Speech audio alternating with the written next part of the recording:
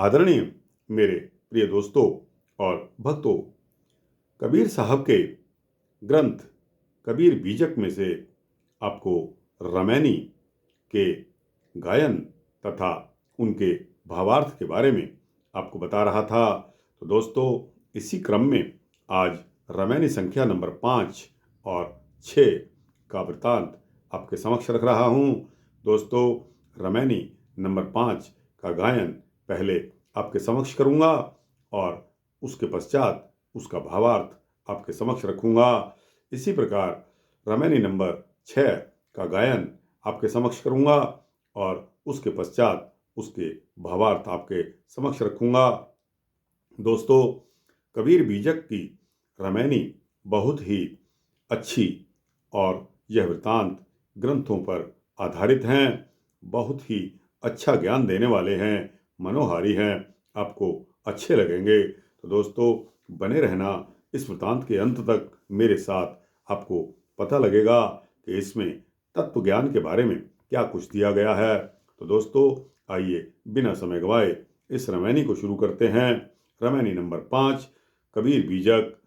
कह लो कहो युगन की बाता, भूले ब्रह्म न चीन्हे बाटा। हरिहर ब्रह्मा के मन भाई, बिबी अक्षर लय युक्ति बनाई। बिबी अक्षर का कीन बंधाना, अनहद शब्द ज्योति परमाना। अक्षर पढ़ गुण राह चलाई, सनक सनंदन के मन भाई। वेद कतेब कीन विस्तारा, फैल गैल मन अगम अपारा।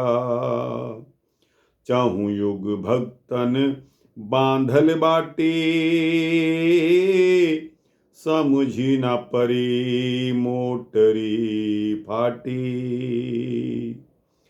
भय भय पृथ्वी दहु दिश धावै, अस्थिर होए न औषध पावै। होए भिस्त जो चित्त न डोलावै, खसमहि छाड़ दोजख को धावै। पूरब दिशा हंस गति होई, है समीप संधि बूझे कोई। भक्ता भक्तिक कीन सिंघारा, भक्ता भक्तिक कीन सिंगारा। बूढ़ी गैल सब माजल धारा। भक्ता भक्तिक कीन सिंगारा, बूढ़ी गैल सब माझल धारा। दोस्तों, रमैनी नंबर 5 कह लो कहो युगन की बाता, भूले ब्रह्म न चीन्हे बाटा। अर्थात सदगुरु कबीर साहब जी फरमाते हैं कि युगों युगों की बात है, मैं कहाँ तक कहूँ।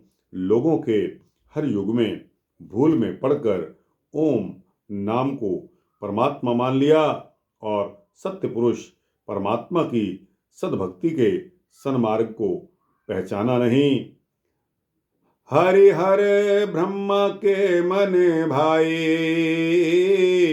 बी अक्षर लय युक्ति बनाई। अर्थात ब्रह्मा विष्णु और महेश तीनों देवताओं को और आद्या माता का उपदेश अच्छा लगा। वे लोग समाधिष्ठ होकर शून्य में सुरति लगाएं। आकाशवाणी से रारा शब्द सुनाई पड़ा। उसी रा में माँ जोड़कर राम शब्द परमात्मा का नाम निश्चित कर दिया गया। राम को व्यापक और मोक्षदाता मान लिया गया। उन्हीं की भक्ति की युक्ति बना ली गई। बीबी अक्षर का कीन बंधाना, अनहद शब्द ज्योति परमाना। अर्थात राम को ओम भी कह दिया गया। त्रिदेवों ने उसी 2 अक्षर वाले नाम के सुमिरन ध्यान का विधान बनाया। समाधि में ध्यानस्थ होने पर नसों की झनकार को अनहद नाद का अनुमान हुआ। गर्मी से उत्पन्न झीनी प्रकाश को ज्योति स्वरूप सिद्ध किया। उसे ही ईश्वर या ब्रह्म का रूप मान लिया गया। अक्षर पढ़ गुण राह चलाई, सनक सनंदन के मन भाई। 3 देवों ने उसी राम नाम को मनन यानी के पढ़कर और गुढ़कर मुक्ति पाने के लिए ज्ञान, उपासना और कर्मयोग का भक्ति मार्ग चलाया। ब्रह्मा के मानस पुत्र सनत, सनंदन, सनातन और सनत कुमार के मन को भी वही मार्ग यानी के सरगुण भक्ति मार्ग अच्छा लगा। उन्होंने उसी मार्ग का अनुसरण किया। वेद किताब कीन विस्तारा, फैल गैल मन अगम अपारा। जीवों को सदगति पाने के लिए ब्रह्मा जी ने 4 वेदों का विधान बनाया। 6 शास्त्र, 18 पुराण, धर्म ग्रंथ भी सहायक बने। मूसा ने तौरीत, दाऊद ने जबूर, ईसा ने इंजिल, हजरत मोहम्मद ने कुरान शरीफ ग्रंथों के द्वारा अपने अपने धर्म संप्रदायों को फैलाया। इन धर्म ग्रंथों में ईश्वर को अल्लाह और गॉड अंग्रेजी में कहा गया। इनकी शक्ति को अगम अपार बताया गया। इस तरह विभिन्न मार्ग फैलते चले गए। इस प्रकार के वाणी जाल से लोगों का मन भ्रमित हो गया। जिन्हें जो भक्ति मार्ग सुगम लगा, आसान लगा, उसी का उन्होंने फिर अनुसरण कर लिया। चाहु युग भक्तन बांधल बाटी, समुझी न परी मोटरी फाटी। अर्थात जगत के चेतन मानव चारों युगों में विभिन्न भक्ति मार्ग में बट गए और फिर उसी में बंध गए। सभी धर्म संप्रदाय के भक्ति मार्ग अलग अलग ढंग के बन गए। सभी धर्मावलंबी अपने को सही और दूसरे धर्म को भ्रमित समझने लगे। इस प्रकार एक धर्म के लोगों को दूसरे धर्म वालों से अश्रद्धा पैदा हो गई। अंधभक्ति की अज्ञानता, मन माया का प्रभाव और भ्रम की गठरी फटी तथा सब में व्याप्त हो गया। किसी को मुक्ति का सन्मार्ग नहीं मिला। भय भय पृथ्वी दहु दिश धावै, अस्थिर होए न औषध पावै। अर्थात भक्तजन जन्म मरण के कष्ट से मुक्ति पाने के लिए साधना में लगे। साधना की सिद्धि के लिए 10 दिशाओं में दौड़ लगाने लगे। भ्रमित कोई भक्त सतगुरु की शरण में स्थिर नहीं हुए। अतः जन्म मरण की मुक्ति को औषधि सत्य पुरुष की सद भक्ति नहीं मिल पाई। होए भिस्त जो चित्त न डोलावै, खसमहि छाड़े दो जख को धावै। अर्थात इन धर्म ग्रंथों के अनुसार प्रभु पिता परमात्मा की भक्ति में स्थिर होने पर स्वर्ग सुख प्राप्त होता है। भक्ति से विमुख होकर अशुभ कर्म करने वालों को नरक यानी कि दोजख मैंने नरक होता है, नरक में जाना पड़ता है। पूरब दिशा हंस गति होई, है समीप संधि बूझे कोई। गुरुमुखी सद्भक्त ज्ञान गुरुमुखी सद्भक्त सत्य ज्ञान से संपन्न होता है। वह सार और असार वाणी को परख लेता है। वह विवेकी सद्भक्त सार शब्द ग्रहण करके सुरति साधना में सत्य पुरुष का दर्शन अनुभव करता है। वह जीवन मुक्ति के समीप चला जाता है, शरीर त्यागने पर मुक्ति पा जाता है। इस भेद को कोई विरले हंस संत जान पाते हैं। भक्ता भक्तिक कीन्ह सिंगारा, बूढ़ गैल सब माझल धारा। अर्थात संसार के विभिन्न मत पंथ के भक्तजन भक्ति का श्रृंगार किए हुए वे सब स्वर्ग यानी कि बहिष्त या नरक यानी कि दोजख का भ्रमण करते हुए जन्म मरण की मध्य धारा में गोता लगाते रहते हैं। दोस्तों, इसके पश्चात साखी की 2 लाइनें आती हैं, उसको आपके समक्ष पहले गायन करूंगा और उसके पश्चात उसका अर्थ आपके समक्ष करूंगा। बिन गुरु ज्ञान धुंध भई, खसम कही मिली बात।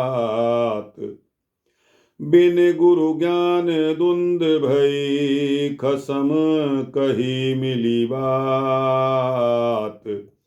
युग युग सो कहवैया, काहू न मानी बात। युग युग सो कहवैया, काहू न मानी बात। यहाँ सदगुरु कबीर साहब जी कहते हैं कि संसार में भक्तिजन भ्रमित भक्ति के द्वंद्व में उलझ गए। इन द्वंद्वों को मिटाने और मुक्तिदाता सत्य पुरुष की सद्भक्ति का उपदेश देने के लिए मैं हर युग में आकर समझाता रहा, परंतु मेरे सदुपदेशों को भ्रमित भक्तों ने नहीं माना। इसका फल यह हुआ कि आवागमन चलता रहा। विरले विवेकी संतों ने मेरे सत्य उपदेशों को माना और सद्भक्ति करके अपने जन्म मरण से मुक्ति प्राप्त कर ली। दोस्तों, कितना अच्छा वृतांत कबीर साहब ने अपने रमैनी और साखी में हम सभी को बताया है। लेकिन दोस्तों, जो भ्रमित हैं, जो डबल माइंडेड हैं, जो पाखंडी हैं, वो अभी भी इन चीज़ों को मानने में परहेज करते हैं। दोस्तों, ऐसा सार ऐसे ग्रंथों में इतनी सटीक वाणी लिखी हुई अगर मिल जाए तो दोस्तों, मोक्ष का रास्ता साफ है। आप बने रहिए इन वृत्तांतों में। दोस्तों, अब रामायणी नंबर 6 को आपके समक्ष प्रस्तुत कर रहा हूँ। दोस्तों, पहले इसका गायन आपके समक्ष करूँगा और फिर भावार्थ। वर्णहु कौन रूप और रेखा, दूसर कौन आहि जो देखा। वर्णहु कौन रूप और रेखा, दूसर कौन आहि जो देखा। ओ ओंकार आदि नहीं वेदा, ताकर करहु कौन कुल भेदा। ओ ओंकार आदि नहीं वेदा, ताकर करहु कौन कुल भेदा। नहीं तारा गण नहीं रवि चंदा, नहीं कछु होत पिता के बिंदा। नहीं तारा गण नहीं रवि चंदा, नहीं कछु होत पिता के बिंदा। नहीं जल नहीं थल नहीं थिर पवना, को धरे नाम हुकुम को बरना। नहीं जल नहीं थल नहीं थिर पवना, को धरे नाम हुकुम को बरना। नहीं कछु होत दिवस अरुराती, ताकर कहु कौन कुल जाती। नहीं कछु होत दिवस अरुराती, ताकर कहु कौन कुल जाती। वर्णहु कौन रूप और रेखा, दूसर कौन आहे जो देखा। सतगुरु कबीर साहब जी कहते हैं कि हे भ्रमित भक्तों, सत्य पुरुष परमात्मा के किस रूप और गुण का वर्णन करते हो। मेरे सिवा दूसरा कौन साक्षी है जिसने उस परमपिता परमात्मा को देखा है और वर्णन कर सकता है। ओ ओंकार आदि नहीं वेदा, ताकर करहु कौन कुल भेदा। अर्थात परमपिता परमात्मा सत्य पुरुष ने ओंकार निरंजन को पैदा किया। ओंकार से वेद हुआ। वेद में ओंकार निरंजन ने सत्य पुरुष का भेद छिपा लिया है। अतः वेद सत्य पुरुष परमात्मा को नहीं जानता। अतः वेद नेत नेत कहकर मौन हो जाता है।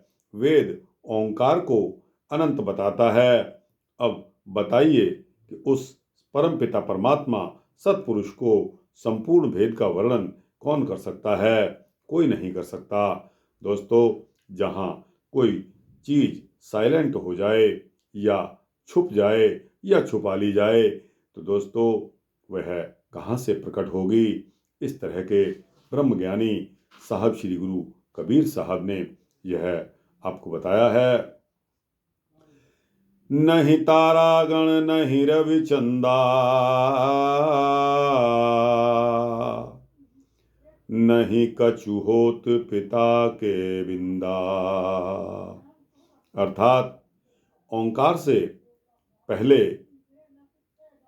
तारागण नहीं थे, सूर्य चंद्रमा भी नहीं थे। पिता ओंकार के बिंद ब्रह्मा जी, विष्णु जी और शिव जी भी नहीं थे। दोस्तों, यह उस पूर्व काल की बात है जब ओंकार के पहले तारागण, सूर्य, चंद्र इत्यादि नहीं थे और पिता ओंकार के बिंद ब्रह्मा जी, विष्णु जी और शिव जी भी नहीं थे। आगे चलते हैं। नहीं जल नहीं थल नहीं थिर पवना, को धरे नाम हुकम को बरना। ना तो जल था, ना ही पृथ्वी थी, गतिशील या स्थिर वायु भी नहीं थी, तो फिर ब्रह्म का नाम ओम किसने रख दिया?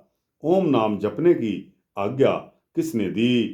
किसके आदेश से यह सृष्टि की रचना हुई? फिर सृष्टि में सृजित वस्तुओं का नाम इत्यादि किसने रखे? नहीं कछु होत दिवसु अरुराती, ताकर कहु कौन कुल जाती। अर्थात दिवस यानी कि ज्ञान, रात्रि यानी कि अज्ञान तब कुछ नहीं था, तो उसके जाति, कुल या स्वरूप का वर्णन करने वाला कौन था? किसने किया यह वर्णन? दोस्तों, इसके पश्चात 2 लाइन की साखी आती है। सुन सहज मन सुमिरते, प्रगट भइक जोत, ताहि पुरुष की मैं बलिहारी, निरालंब जो होत। सुन सहज मन सुमिरते, प्रगट भइक जोत, ताहि पुरुष की मैं बलिहारी, निरालंब जो होत। अर्थात निरंजन सुत त्रिदेवों में शून्य में समाधि लगाई। निरंजन और तीनों त्रिदेव सुत ने शून्य में समाधि लगाई। उन्हें ध्यान साधना में एक ज्योति रूप होने का अनुमान हुआ। उन्होंने उस ज्योति स्वरूप ईश्वर का उस ज्योति को ईश्वर का रूप मान लिया। वही कल्पित ब्रह्म है। दोस्तों, कल्पित ब्रह्म का मतलब वह है कल्पना करने वाला, किए जाने वाला परमात्मा है। सत्य पुरुष परमात्मा का सत्य स्वरूप तो मात्र मैं जानता हूँ और आपको बताता हूँ कि वे स्वयं तो निराधार हैं, परंतु सब जीवों के आधार वे स्वयं हैं। उनको यही उनको सही जानकारी पाने वालों को उनकी ठीक ठीक जानकारी पाने वालों की मैं उस्तति यानी कि प्रशंसा करता हूँ और उसी का बलिहारी हूँ। दोस्तों, सुन सहज मन सुमिरते प्रगट भइक जोत, ताहि पुरुष की मैं बलिहारी निरालंब जो होत। निरंजन सुत त्रिदेव यानी कि तीनों देव जो ब्रह्मा विष्णु महेश निरंजन के पुत्र माने जाते हैं, उन्होंने शून्य में समाधि लगाई। उन्हें ध्यान साधना में एक ज्योति रूप होने का अनुमान हुआ, रियलाइजेशन हुआ। उन्होंने उस ज्योति रूप को परमात्मा मान लिया। वही कल्पित ब्रह्म है। सत्पुरुष परमात्मा का सत्य स्वरूप तो मात्र मैं जानता हूँ और आपको बताता हूँ। वे स्वयं तो निराधार हैं, परंतु सभी जीवों का आधार वे ही हैं। उनकी सही जानकारी पाने वालों की मैं प्रशंसा करता हूँ और उसी की बलिहारी हूँ। दोस्तों, यह दोनों रमैनी संख्या 5 और 6 का आपके समक्ष मैंने पहले गायन किया और उसके पश्चात आपके समक्ष उसका भावार्थ रखा। आपको कैसा लगा? अच्छा लगा हो तो इसको लाइक और शेयर करते हुए अपने दोस्तों, भक्तों, मित्रों, जिज्ञासुओं के समक्ष अवश्य पहुंचाना। दोस्तों, कमेंट्स बॉक्स में जाकर आप अपनी राय जरूर देना और इस चैनल को सब्सक्राइब कर देंगे तो आपको इसी तरह के सूक्ष्म भक्ति वृत्तांत मिलते रहेंगे। जय श्री हरि, जय श्री कबीर साहब जी महाराज, जय निरंजन देवता, जय ब्रह्मा विष्णु महेश।